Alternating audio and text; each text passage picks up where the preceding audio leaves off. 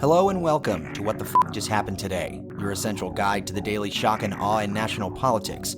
I'm Joe Amditis. Let's get to it. It's Monday, June 28th, 2021. Welcome to day 160. Biden walked back his threat to veto the bipartisan infrastructure deal if lawmakers don't also pass the rest of his infrastructure proposals, which include tax increases, climate policy, healthcare provisions, and investments in childcare through budget reconciliation, which would bypass the 60-vote filibuster threshold. In a statement, Biden said, "It was certainly not my intent to create the impression that he was threatening to veto the very plan I had just agreed to." He added, "Our bipartisan agreement does not preclude Republicans from attempting to defeat my family's plan. Likewise, they should have no objections to my devoted efforts to pass that family's plan and other proposals in tandem." Mitch McConnell continued to pressure Biden and congressional Democrats to further weaken the link between the bipartisan infrastructure deal and the spending bill, warning that Biden and his party want to hold a bipartisan bill hostage over a separate and partisan process. McConnell said Biden has appropriately de-linked a potential bipartisan infrastructure bill from the massive, unrelated tax and spend plans that Democrats want to pursue on a partisan basis.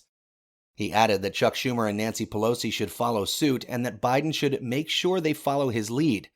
Pelosi, however, said she would not take up either proposal in the House until both get through the Senate, and Schumer plans to have the Senate vote on both measures next month. Nancy Pelosi also introduced legislation to create a select committee to probe the January 6th attack on the Capitol by a pro-Trump mob. The House is expected to vote on it on Wednesday.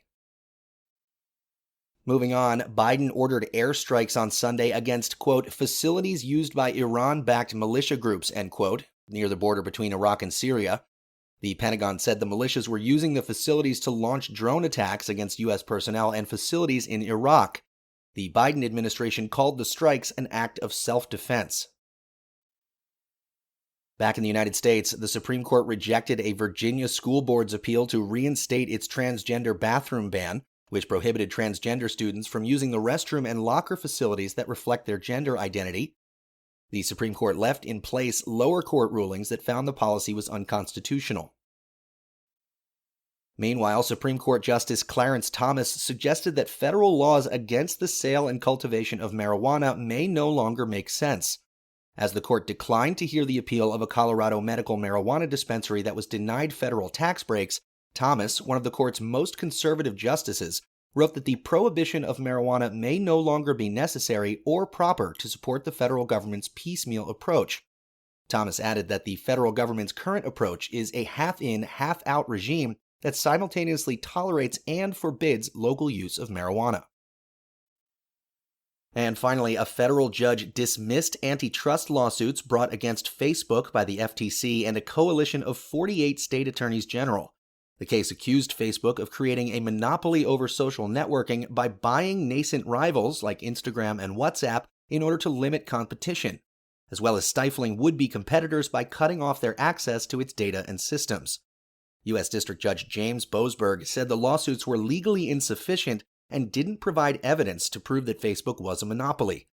The White House, meanwhile, is crafting an executive order aimed at using federal power to actively promote competition throughout the U.S. economy. That's all for now. You can find the links and sources for all of these stories on the main website. And as always, visit whatthefjusthappenedtoday.com for the latest news and headlines. Until next time, I'm Joe Amditis.